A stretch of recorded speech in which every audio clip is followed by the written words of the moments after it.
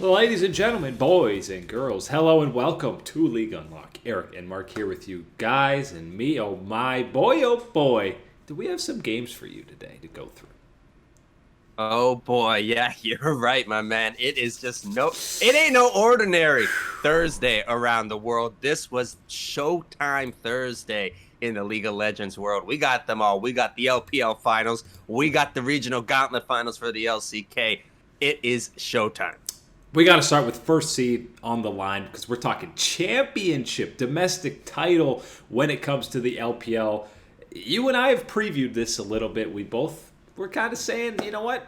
EDG picks up a win in the series. That's, you know what? Good for them. EDG, I don't know if they saw everybody saying this. I don't know what they had in the morning to get prepped for this game because they were a different animal in this series, and it started right from the get-go in both games 1 and 2. I want to know whatever type of fruit salad Scout had in the morning. You got to make sure you find the exact combination. It's a strict diet from now on. He's having 8 strawberries, 2 sliced up bananas. It's got to be the exact combination from that one because it made him an animal starting out this series for EDG. We can talk about many other, you're looking at this LPL finals, regardless of who is going to be here. There are star power all over the map in this series. And there was no brighter star in game 1 than Scout and what he was doing in the mid lane.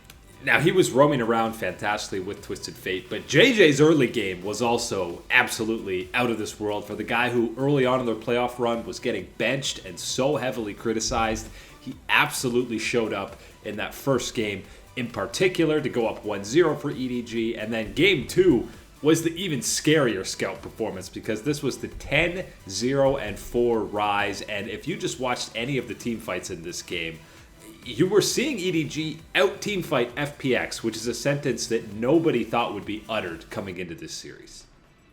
Right, and when we can look in this series and you can examine other games and you can talk about the mistakes, right? We can look at that and find a way and the opportunities taken by the other team. This game 2 is less about those mistakes and more about just how high level the EDG was playing all together in this game. As you said, the team fights is the biggest one. I don't care what minute, where you want to pick it. All of the team fights were going in the favor of EDG. Just the execution on their side was really on point, and that is how they find themselves so quickly at match point, surprising everybody against FPX. And it felt like those first 2 games, FPX, it wasn't for lack of trying. They were doing the same things they were doing. They were throwing everything, fighting here. We're constantly engaging, trying to look for fights, and EDG was just welcoming it. They were ready for the fights. They were fully coordinated in all of these fights. That's the biggest thing, the small skirmishes that we've been praising FPX for the better part of 2 months now. And that was not the strong suit for EDG. They'd been more of the macro team at times. Yeah, they obviously have insanely mechanically talented players, but didn't expect them to be doing that to FPX through those first 2 games. And even in game 3, early on, it looked like more of the same because it was a pretty big lead for EDG. It was a big lead for EDG, but you know what? They left a little bit of room in that door. They didn't slam it shut on that 3-0.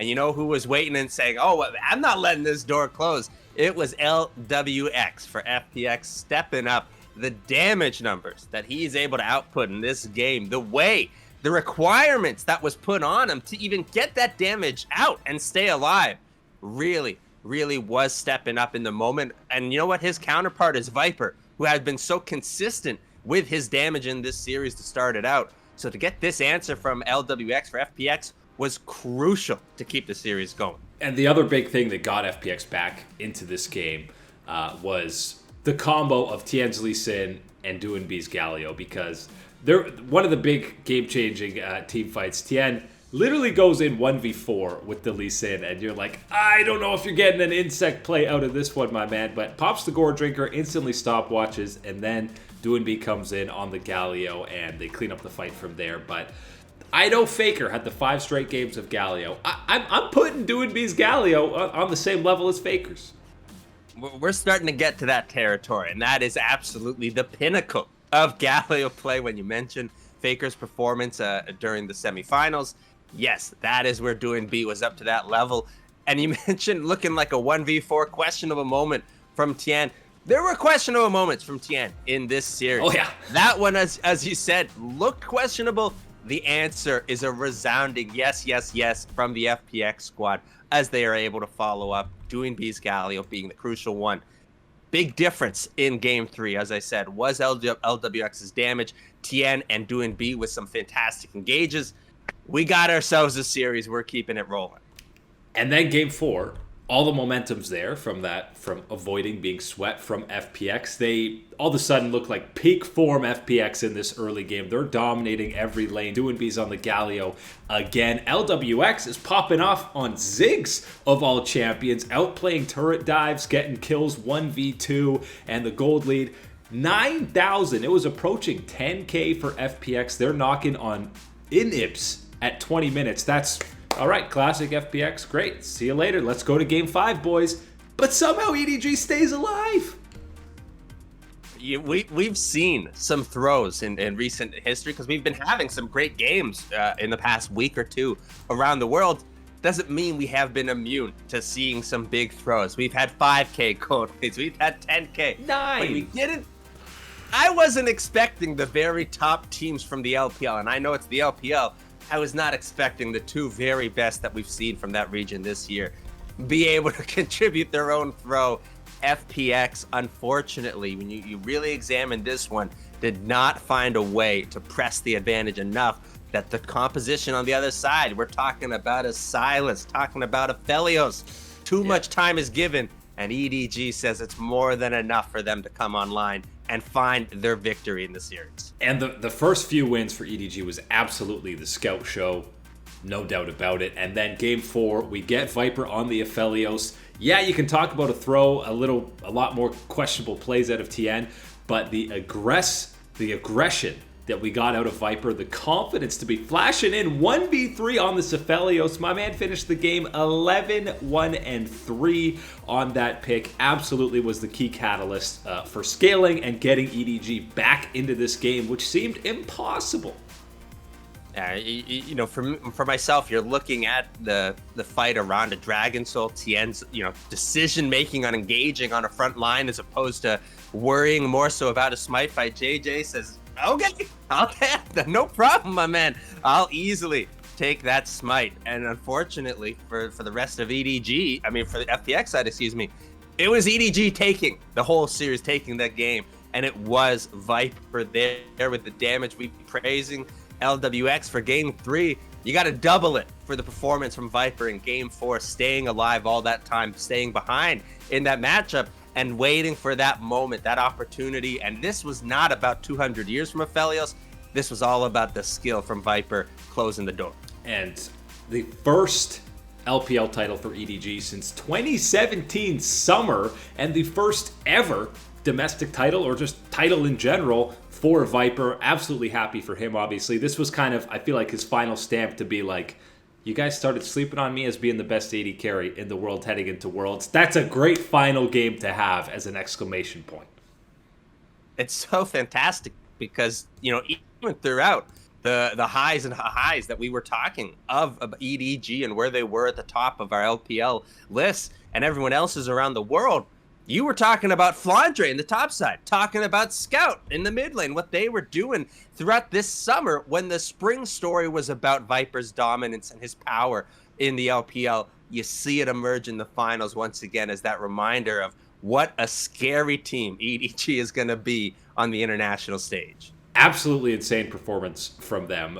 The fashion that they won this series, 2 somewhat dominant games to take it over, an incredible comeback in game 4. I never thought I would see FPX lose a game like that. I feel like Inhib down, 9K gold lead, it's at least 98-99% win probability. So big ups to EDG for getting back and winning that title. I will say, the last time that they did clinch that first seed at Worlds, 2017 summer, they didn't get out of groups, Mark. 2-4, and it was Cloud9 who got out ahead of them. They have a bad history of that first seed at the World Championship. They absolutely do. But I've got enough faith in what I've seen from this crew that there's no way they're going to disappoint in that type of fashion.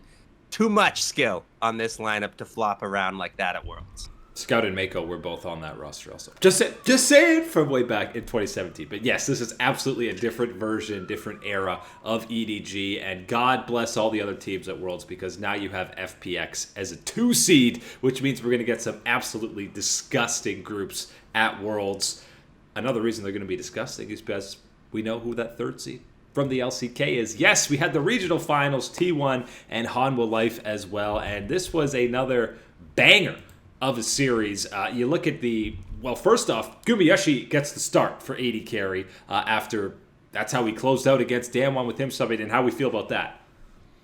A little questionable at times when you're thinking about what the idea was from T1 in the games, but we can get to that, because you know what? The first 2 games, you had no problem, and nobody should have had a problem with what Gumiyoshi and the rest of T1 were doing on the Rift. You've had Faker busting out the Kassadin. Everything was coming up good. Right away, slammed the Kassadin. He got down some CS, obviously. That's the name of the game, is Kassadin, especially against Chovy. But team fights started to roll around. He picked up a couple of kills and started snowball. Yeah, the big thing here with that Kassadin, as you said, yes, normally you're expecting to be a little bit behind, and then you add in on top of that Chovy is your counterpart, and it was a bit of a rough go in lane for Faker on the Kassadin. But absolutely, the performance of the rest of his teammates allowed him to still be in a position to utilize what Kassadin does best in those team fights, bopping around with that ultimate, making sure that the ADC ain't staying alive. That's what we saw from this T1 organization in Game 1. And Game 2, they kept that ball rolling with the form that they were in. And despite, some Faker gets the Azir this time, some suspect moments in lane, a couple of solo kills from Chovy where it kind of looked like Chovy's just like, okay, if you're going to walk up here, I guess I'll just kill you. That's fine.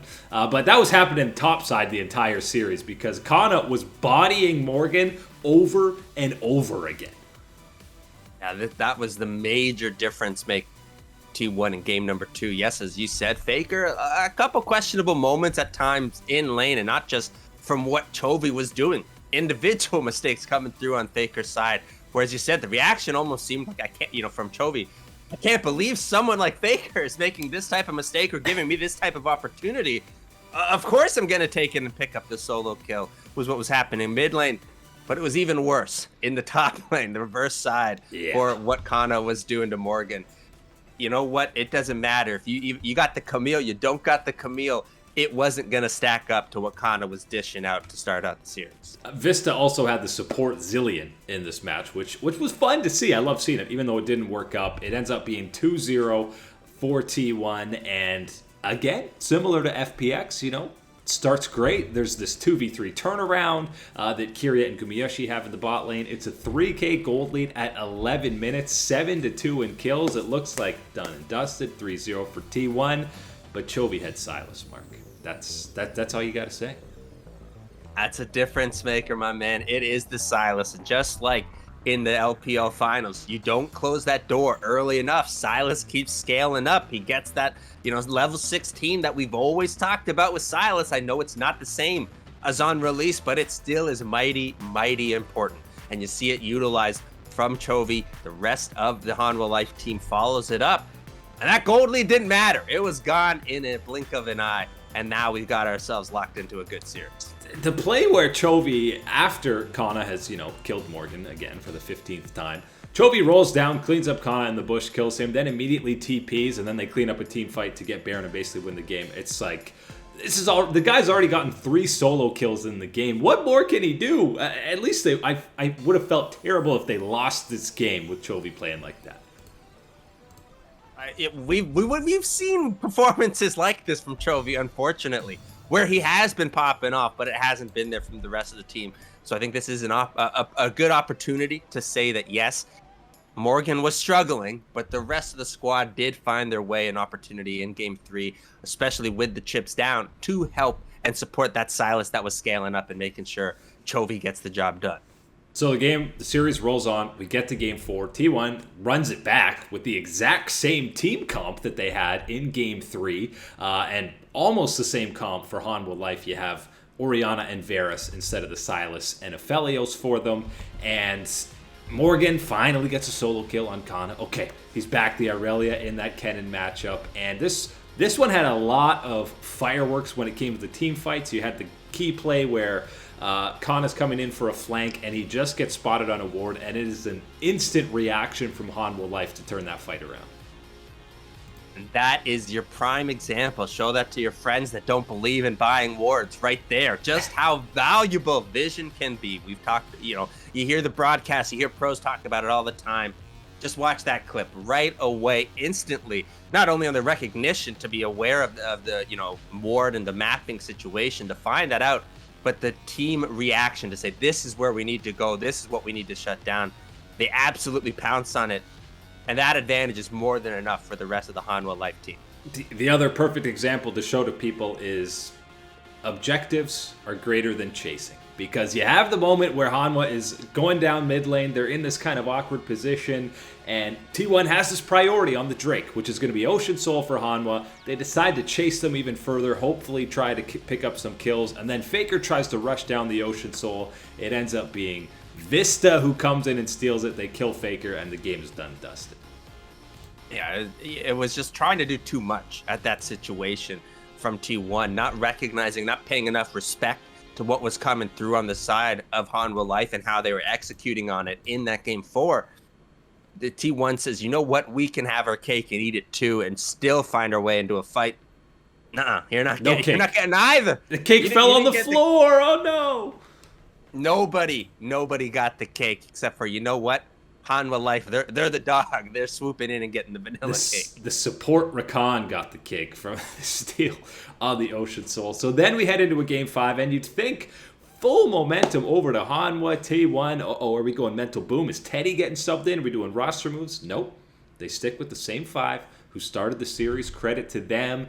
And it was an interesting early game to mid game, really, in this one, because Hanwha Life seemed to be picking up kills left, right, and center. They had a kill lead, and then you keep looking at the gold lead, and you go, oh, there's no turrets for Hanwha Life. Despite being down in kills, T1 was up in gold for the first 20 minutes. Hanwha didn't even get their first turret until 21 minutes. It reminds you of the G2 dynasty that we had in the EU, looking at some of these opportunities where, you know what, they might not be winning out individually in all the lanes, the matchups, the things, the kills going over. But you better believe that they're going to be finding, okay, you're over here? Well, we're going to be taking this over here. We're going to find a way to pressure you on this side and everything else. That is where T1 was finding that gold. They were keeping themselves in it. And yes, maybe on the side of Hanwha Life, you can look at not being able to capitalize, punish enough on these mistakes that you were putting them in the dirt for. That was a huge difference maker early in this game 5 and allowed T1 to be in a comfortable position later in the game than they should have been. Yeah, and we've seen once T1 has a decent lead, they're very good at snowballing it, because this game 5 was probably the least close of any in the series. T1 eventually running away with it, avoiding the reverse sweep. There's plenty to look at after this series. Confident that T1 were able to come away with it, even though it took 5 games. You feel okay about Hanwha Life heading into play-ins. Obviously, Chovy versus anyone's going to be a fun time. Morgan is still going to be a big issue because he got completely gapped by Kana in this series. And Kana, 5 straight games of Kennen. What is it with T1 as an organization? SKT T1, I don't care. What is it with their luck to be able to get these type of series where you can just say, hey, 5 games, 1 champion. Roll it up. Let's go. And he was an absolute menace on it, getting solo kills and dominating team fights. Faker was a menace on the Galio back in that semifinals, and they still didn't want to take it away. It's a similar situation, reversed, though, into the top lane for Kana. When you talk about Kana popping off on the Kennen and finding the answers, he's exactly what they were hoping Morgan to be for Hanwha Life, to come into this situation for them.